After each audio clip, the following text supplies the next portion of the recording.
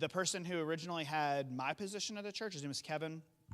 He went to seminary with Gabi Glory, who's the pastor that we work with there. And so sort of through that connection, our church first went, and then we've gone pretty much every other year for the last 25 or so years. And so it really is neat to see that relationship build and that relationship grow. It was a cool thing this time to have Nathan. He was telling us, he may mention that later when he talks, but went on the first trip, right when you were in high school, right? And so on our church's first trip to there, and then to go back and kind of see it. So it was neat hearing him talk about just things that have changed and things that he just got to see in going two different times like that. And so, so our church is really good friends with Gabi, who's there, and his family. He's one of the pastors on staff at the church there, and he's in charge of the teams that come.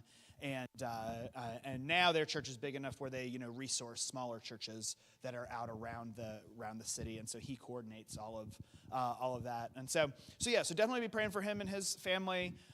He's got a son who is getting married this week, I think, and then is moving to Canada, which I told him that's going to be a big change. So hopefully they're asking for lots of winter coats for their wedding. But yeah, so that'll be hard, for them with him leaving. Gabi, while we were there, we were playing volleyball after VBS one night, and he tore a tendon, I think, in his shoulder or something, and so he's having surgery maybe this week, and on that to fix that, and so which it makes it tough. He'll be out of commission for a little bit, so definitely be praying for them. And then Sarah's doing well. She just finished up the school year there, and it was great to see her and kind of and just the relationships that she has built there, and just the way that she really is, a part of that community and stuff. I don't want to say it's her home because her dad's right over here. he might get mad, but it really is, like a home for her. You can tell, and so it was great to see her and kind of see her in her element there and that sort of thing. So that's sort of an update about the people there. And then we've got a few people that are going to come up and talk about different parts of the trip. So I think Nathan's going to come up next. I would like to talk to everybody about the construction work that went on while we were there. Excuse me. A lot of the work, what it looked like, what it felt like, you can see from the photos. Shalom Church, which is the hub it's my brag. I helped pour the foundations of Shalom Church, and we worshiped there. The first Sunday we were down there. It was an awesome experience. But they're complete now. Their church is complete, and they go and serve other churches in the region, congregations that need a building. This is a well-established and thoroughly understood process.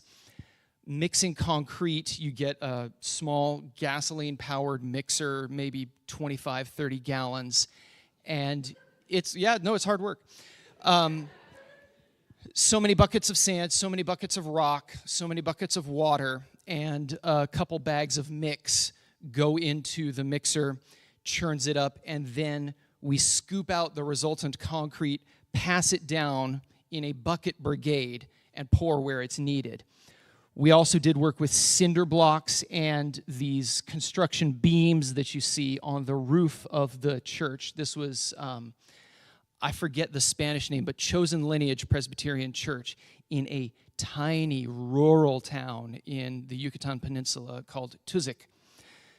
They have a congregation. They have a pastor and elders who worked side by side with us on the construction.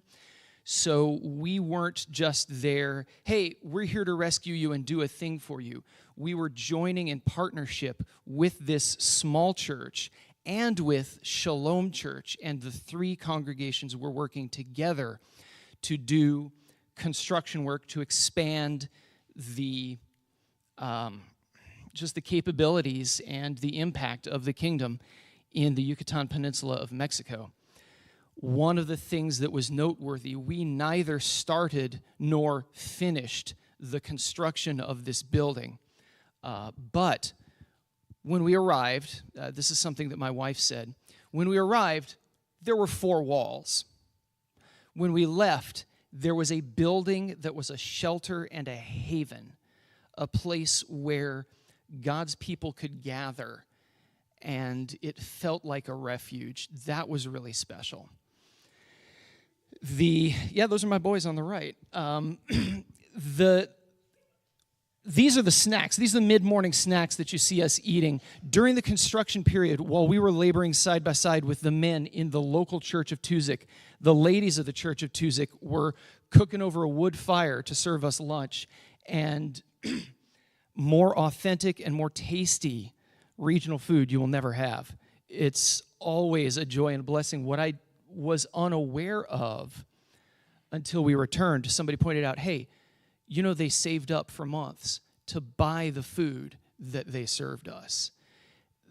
Our being there wasn't just a matter of us saving for a long time and giving them a gift. They saved for a long time and gave us a gift too. The church, through this construction project, was mutually blessing each other, coming alongside each other, and working to fulfill the task that God had given us. It was a really special dynamic to see, even though the labor itself was a thoroughly understood process. The partnership that we entered into, to me, and I think to many of us, was new and special, and it was great to be able to worship side by side with them, but we'll hear more about that coming up. We also did a VBS project. Who is it that's going to be talking about VBS? Miss Steph.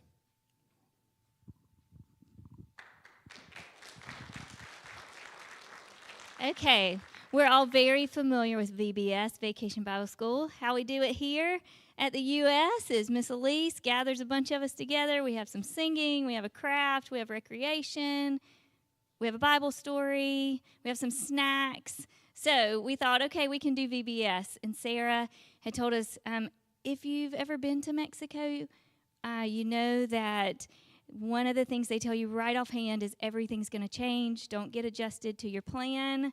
Don't hold it very tightly. Get very used to things changing. So Sarah had said, prepare for 5 to 10 kids. And if you see the construction site where we were working, that's where we were supposed to have VBS, okay? And so it's an area maybe about the size of this section of chairs, okay? And there's trees. And so we were expecting to have 5 to 10 kids in an area about this big. So our team that helped plan VBS, we had planned some little activities, maybe a tiny craft. We were going to make some bead bracelets, had a couple songs, and that's what we had planned for.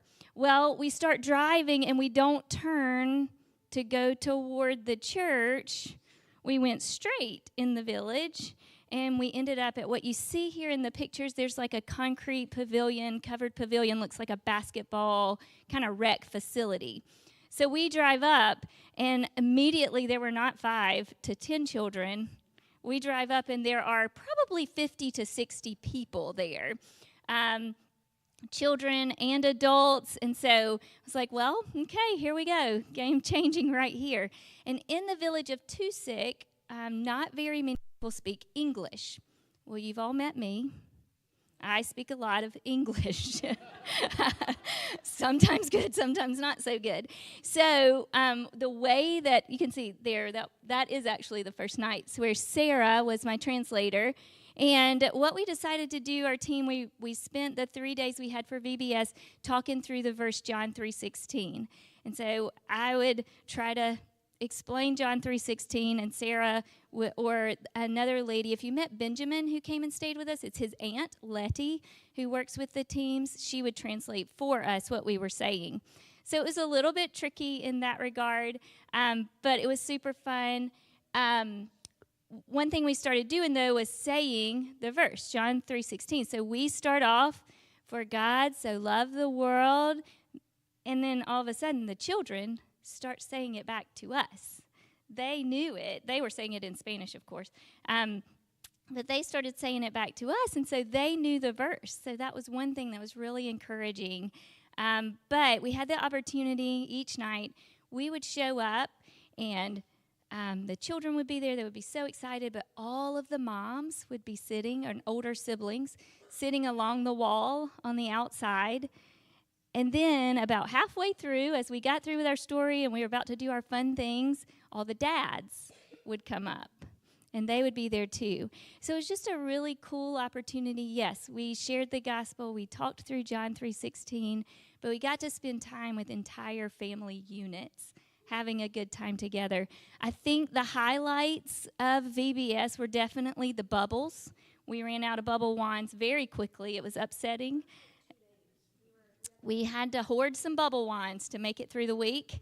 And then the jump ropes, the ladies in the jump ropes, and Marshall using all of his Spanish numbers to count us on jump roping. And then one of the fun things we did, because we were really engaging with the kids as much as we could, but there were so many adults there too. So trying to get to know them. And so Nora and I took over some ladies and helped them learn like a little more advanced bracelet making technique. And that was really fun. They felt very proud, and we got to talk and have some good conversation with them through that. So the Vacation Bible School part of it didn't at all look like what we did here, but it also was very fun and relaxed and enjoyable. And I would say probably, what would y'all say, probably about 60 people were with us each night, and they would just come back. I was surprised. Every day our van would drive up over the speed bumps that our driver may or may not have hit at full speed. But we would come over that speed bump, and you could see them around the corner, and they would all be there, and they would meet us and run up beside our van, cheering and clapping, so excited that we were there. And equally, we were excited to be there and thought it was a great, fun time. So.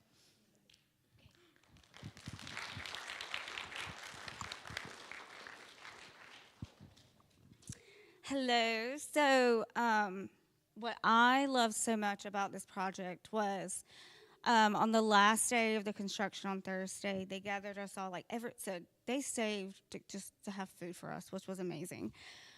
And it was just, I usually can be a little picky about food, but A, I was really hungry, but B, it was so good. I just ate it. I didn't even care. And they smoked a pig for us on the last day, like in the ground, and like, I mean, it was a labor of love of what we were doing for them and then what they were doing for us. Because they wanted to give us thanks in the same way I think that we were serving them. They wanted to serve us. And so they proceed to tell us like the story of this building. And it's just, you know, we're going to start renovating soon our building. And what did we do? We came up with plans and we got the money and we're going to do it. Well, these people prayed for 7 years for this building to be built. And I had our ESL meeting yesterday. I was telling them about it too, and I was in the fellowship hall, and I was like, it's about the same size, not quite as high. The ceiling isn't as high, but as a fellowship hall is what we did. They had been meeting in an area that had no walls. It was a concrete slab and a roof, like almost like a third or a fourth of what the fellowship hall is now. And for us to be able to come in, and we're the only group that helped them. Like usually it can be on these projects, I know it can be a couple groups coming in, but we were the only group, and this is the biggest group we've ever had. And I was thinking about these people started praying 7 years ago. God knew 7 years, I mean, he all knew from the beginning of time, but 7 years ago, he already knew who was going to go on this trip and help these people. He knew, he lined it up for this person at this church who knew somebody who knew Gabi, and Gabi got us to go, right? And I just think it's cool that 7 years ago, some of the kids who went on this trip were not even born yet. But God knew that they were going to be a part of this. And those kids were like rock stars, in my opinion. But as they're telling us this story on Thursday, the 7-year process of just praying, the 7 years of just raising money to even like get the walls up was just mind-blowing to me. I mean, and just how thankful they were, the love that they showed us. Women were just hugging me and giving me kisses on the cheek and saying thank you. And I didn't even know what to do with myself. I'm bawling. They asked Stephen to do something. He was getting a little choked up. And I was like, Emily, your dad doesn't normally show this much emotion. but it was very just heartwarming and how thankful. They called every single one of us up. Stephen called out every single person's name. And they had these cups made for us with local honey, and this is what they gave every single one of us. These are people who prayed for 7 years and had to raise money for 7 years for a building, for one building, and they were so thankful they saved enough money to do this for us as well. This is the one coffee cup I'll probably cherish for the rest of my life because of how thankful they were. And it is one moment that I have constantly remembered since we got back, and how it's just been such a reminder for me to be so thankful for what I have. But it also just reminded me just to be so humble in what I have. And so I just know these people, they're praying for it. They told us they would be, and I know they're praying for us in thankfulness. And so just a reminder, we be praying for this church, because think about it. If the only church, a lot of them, they don't have cars and stuff. They have to walk to church. Well, the only church that's available to you is this little slab, and it's really hot, or it's a rainy day. You're not going to go. I wouldn't go. You know what I mean? So, but now these people have a place to house so much more people. Just pray, and that the gospel is just going to envelop this village. The women, we had to walk to a house to go use the restroom, and that was just really cool in itself. But we got to see more of the village itself, and it was very humbling, and see how how we expect so much here. I think sometimes, but in America, but they're just they don't need they just have their basic needs, and they're happy and they're okay with it. But just pray that God can not envelop, I can't think of the word I'm trying to say, but just take this village and just hold it close, and just his love is just going to pour out to all those people. And I feel like it's this beautiful blessing to be a part of that answered prayer. And it's just, I hope it just continues to stay with me, and how much they loved us, and how thankful they were for us, and how, I don't know, like I knew it was going to be hot and sweaty and gross, and it was, but it just once you get out there and you get to working, it's just not that big a deal. You just do it. You just do it. And the fact that they just loved us so much. And it was just, I was like, this is the love of Christ. This is what Christ has called us to do, and how to love each other. We loved on them, and they loved us right back even harder. So,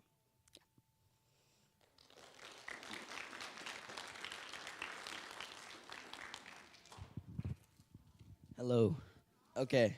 So I get to talk to you guys about the fun stuff we did. So I think it was the last day, was our main day, sorry, where we got to do a bunch of fun stuff. And that was, we went to a cenote, is what it's called, and we went to some cool ruins. So our cenotes, you can see if you're watching the slideshow, there are these like holes in the ground full of water. And we get to go there, and we get to swim in them, and we get to just have a bunch of fun, good time. And they're really pretty, really beautiful. It's a great experience to get to see them. I've seen them a bunch of times, and still every time, I'm shocked by how amazing they are.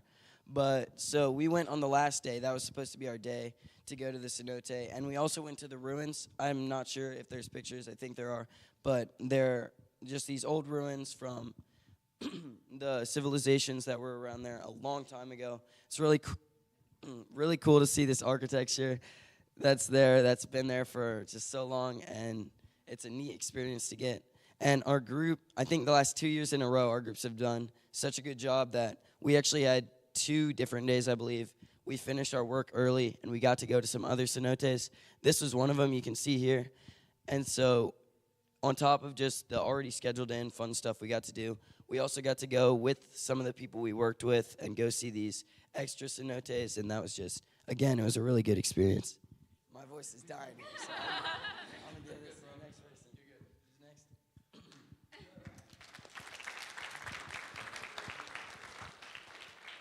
All right, last but least, I'm going to talk to you a little bit about our personal experience and kind of wrap this up. I was blessed to have our whole family go. So we've got a 5, 7, and 9-year-old. So as parents, as we look forward to this trip, obviously we're looking forward to serving. But we can't help but think in the back of our minds, heat index every day that we're there is 107 degrees plus. We're going to be working hard, right? We're going to be taking these kids through airports with long layovers. We're going to be meeting people we've never met. We're going to be in places that don't speak the language that we speak. And one of the things that concerned my wife and I was how much are we going to be parenting, and how much are we going to be like babysitting our kids, and then how much are we going to actually be able to participate and invest in what the church was doing down there. Obviously, you guys have heard a lot about all of the things that we did. When we got back to our house, we sat around the dinner table the first night, and we really just kind of wanted to press in on our kids. And I think that the conversation that we had at the dinner table that night was very similar to the conversation that our group had when we got back and debriefed. And we asked our kids what was their favorite part.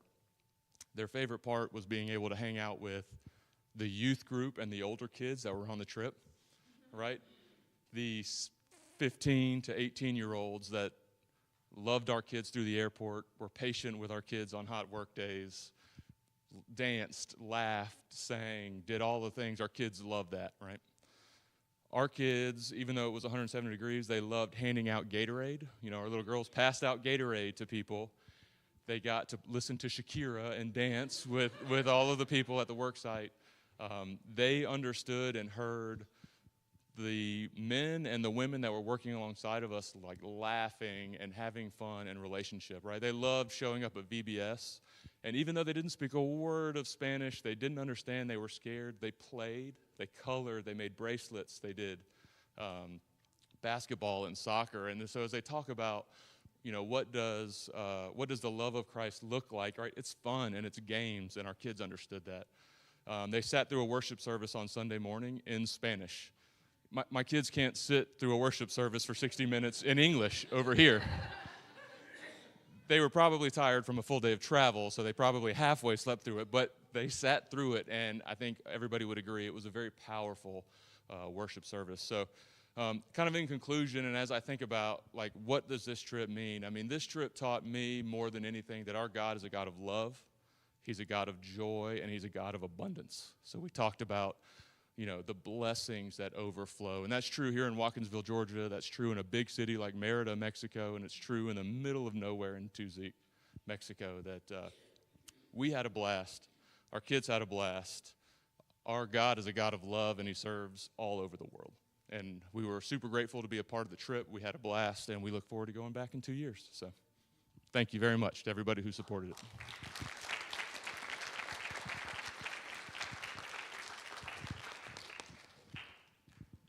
All right. I think that's about it for what we have. I don't know if anybody has any questions for either the Crumleys about Nicaragua or about Mexico. A minute or two to take questions, if anybody has any. But and you can always come. Everybody's sitting here, so if you have questions, you can come talk to people and that sort of thing too. We really are thankful for your support, for the church's support, to give us the opportunity to do this. We hope that you feel like you are a part of the team and a part of what God is doing in all this, because it couldn't happen without you guys being a part of it as well. So thank you guys for your support. Thank you for your prayers, not only for us around this trip in particular, but just your continued prayers for our friends, our church's friends in Nicaragua and in Mexico.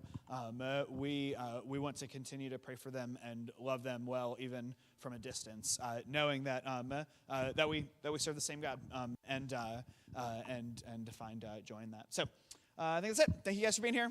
Have a great afternoon. Hey.